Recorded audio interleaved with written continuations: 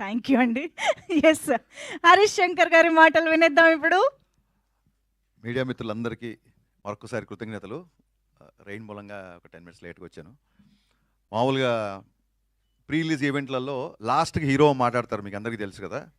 ఈ ఈవెంట్కి మా గణేష్ అన్న హీరో కాబట్టి ఆయన మేము లాస్ట్లో మాట్లాడమని చెప్పాను. అందుకే ఖచ్చితంగా ఒక చిన్న గబ్బర్ సింగ్ తర్వాత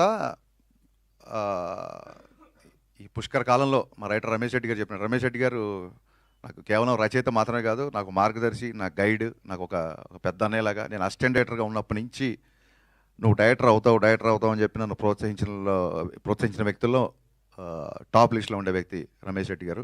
ఆయన వాళ్ళ రావడం చాలా ఆనందంగా ఉంది.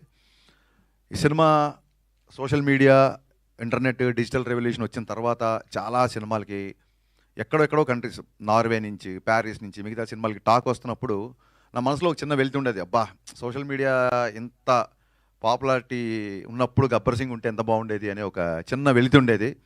ఆ వెలితిని మా అన్న బండ్ల గణేష్, మా సత్యనారాయణ గారు ఇవాళ ఇంత హంగామాలో, ఇప్పుడు ఈ మీడియాలో ట్విట్టర్లో కానీ, ఇన్స్టాగ్రామ్లో కానీ, ఫేస్బుక్లో కానీ నేను 2012లో ఏదైతే ఒక డిజిటల్ హంగామా మిస్ అయ్యానో ఆ హంగామా అంతా మళ్ళీ క్రియేట్ చేసి కొత్త ఉత్సాహాన్ని, కొత్త స్ఫూర్తిని ఇచ్చినందుకు వీళ్ళిద్దరికీ మనస్ఫూర్తిగా దండం పెట్టుకుంటున్నాను. గబ్బర్ సింగ్ చరిత్రలో ఉండిపోయే సినిమా కాదు, గబ్బర్ సింగ్ అంటేనే చరిత్ర, నో డౌట్ అబౌట్ ఇట్. ఒక సినిమా జీవితాలు మార్చేసింది అంటారు చూసారా, అలాగా నాకు కానీ, బండ్ల గణేష్ గారు కానీ మా జీవితాలు మార్చేసిన సినిమా గబ్బర్ సింగ్. గబ్బర్ సింగ్ అనేది ఒక మెమరీ కాదు, ఒక అనుభవం కాదు, అన్నిటికంటే మించి.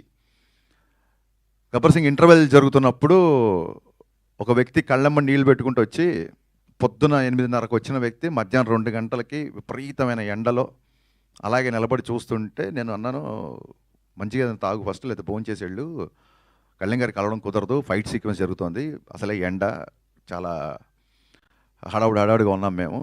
అండ్ ఇంకోటి, ఇలా చదువులు కాలేజీలో వదిలేసి ఇలాగ షూటింగ్లు వెంబడి తిరగడం ఆయనకి ఇష్టం ఉండదు, మీరు కెరీర్ పాడు చేసుకోవద్దు అంటే, ఆయన నేను మైక్రోసాఫ్ట్లో సీనియర్ మేనేజర్ బాస్, నా శాలరీ ఒక 3 లక్షల పైన అని చెప్పాడు. ఆ వ్యక్తి ఇవాళ స్టేజ్ మీద ఉన్న సతీష్ 2 చేతులు పట్టుకొని కళ్ళమ్మ నీళ్లు పెట్టుకుంటూ, అన్న ఒక్క హిట్ ఇవ్వన్నా, ఒక్క హిట్ ఇవ్వను, ఒక 3 సార్లు అడిగాడు. నిజంగా ఆ రోజు అంత పెద్ద హిట్ తీస్తున్నావు నాకు తెలీదు, తనకి తెలీదు, బట్ తన భావోద్వేగం నన్ను కదిలించి, నువ్వు భయపడకు, సినిమా పగిలిపోద్ది అని చెప్పాను. ఏ ముహూర్తాన దేవతలు తదాస్తన్నారో తెలీదు, సినిమా మేము ఊహించిన దానికంటే చాలా పెద్ద సక్సెస్ అయింది. సినిమా అప్పట్లో 2012లో ఒక సోషల్ మీడియాలో ఒక చిన్న నానుడు ఉండేది, సినిమా బాగుంటే హిట్ అంటారు, చాలా బాగుంటే సూపర్ హిట్ అంటారు, అంతకు మించి ఉంటే బ్లాక్ బాస్టర్ అంటారు, దాన్ని కూడా మించిపోతే దాన్ని గబ్బర్ సింగ్ అంటారు అని చెప్పి అప్పట్లో సోషల్ మీడియాలో బాగా ఫ్యాన్స్ రాశారండి. మళ్ళీ నా అకౌంట్లో వేయకండి, ఇది ఫ్యాన్స్ అన్న మాట ఇది. సో ఎక్కడికి వెళ్ళినా పవన్ కళ్యాణ్ గారు చాలామందికి అందుబాటులో ఉంటారు కాబట్టి చాలామంది నాతో ఫోటోలు దిగినా, చాలామంది నాతో ఉన్నా. ఇవన్నీ చూడండి, ఈ కొబ్బరికాయని కొట్టండి అంటే పూజారి దేవుడికి చేర్చినట్టు నాతో దిగిన సెల్ఫీలు, నా మీద చూపిస్తే అభిమానం అంతా అది కేవలం పవన్ కళ్యాణ్ గారిదే అని నేను నమ్ముతూ వచ్చాను.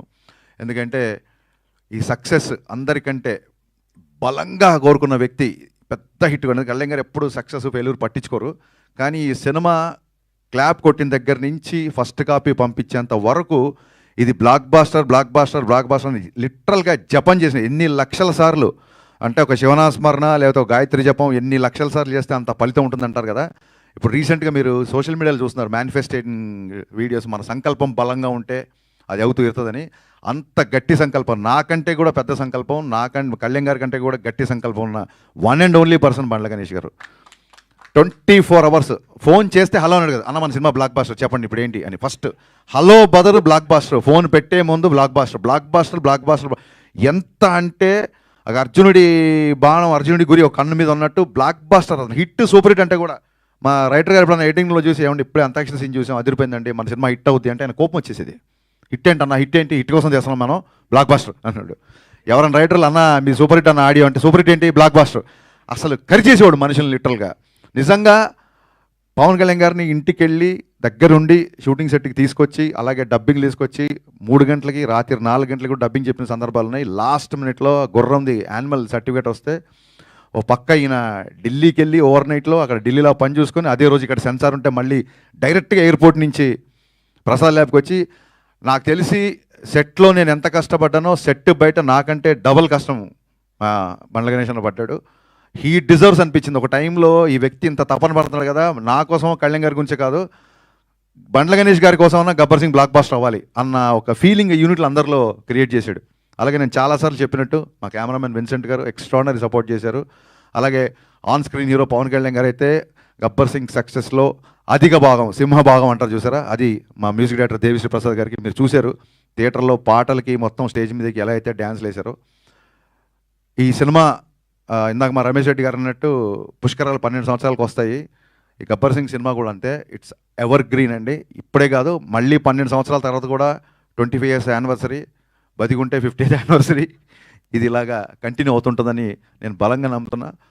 అండ్ ఈ సినిమా సక్సెస్ ఆయన ఎంత బలంగా కోరుకున్నారో, ఈ సక్సెస్ ఊహించిన మొదటి వ్యక్తి, ఈ సినిమా సక్సెస్ అవుతుంది ఊహించిన మొదటి వ్యక్తి పవన్ కళ్యాణ్ గారు.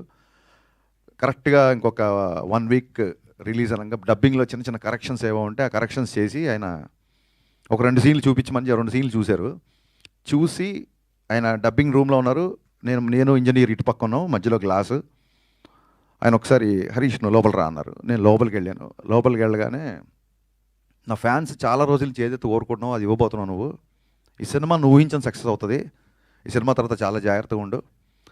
నువ్వు మామూలుగా చాలా స్పీడ్గా ఉంటావు, బట్ అలాగే స్పీడ్గా ఉంటే ఈ సినిమా ద్వారా నువ్వు స్పీడ్గా ఉన్నావు అని నేను అపార్థం చేసుకునే అవకాశాలు చాలా ఉంటుంది. కాబట్టి నీ స్పీడ్ తగ్గించి చాలా జాగ్రత్తగా ఉండు. This is going to be A block buster అని చెప్పి షేక్ హ్యాండ్ ఇచ్చి ఆయన అక్కడి నుంచి వెళ్ళిపోయారు. ఆ తర్వాత మళ్ళీ సినిమా రోజు కానీ సినిమా తర్వాత కానీ ఆ తర్వాత సినిమా రోజు కానీ 4-5 రోజులకు 3 రోజులకు ఎప్పుడో కలిశారు. కలిసి బాగున్నావా, అందరు హ్యాపీనా, ఫ్యాన్స్ హ్యాపీనా అన్నారు తప్ప ఎంత కలెక్ట్ చేస్తుంది, ఏ రికార్డ్ కొడుతుంది, ఎక్కడ కలెక్షన్స్, ఎన్ని కోట్లు ఏంటి, ఒక్క మాట కూడా ఆయన ఎత్తలేదు. ఇప్పుడు ఇందాక మా సత్యనారాయణ గారు చెప్పినట్టు ఇంతకుముందు ఆయన ఆటోగ్రాఫ్ ఒక అభిమానికి ఆనందాన్ని ఇచ్చేది.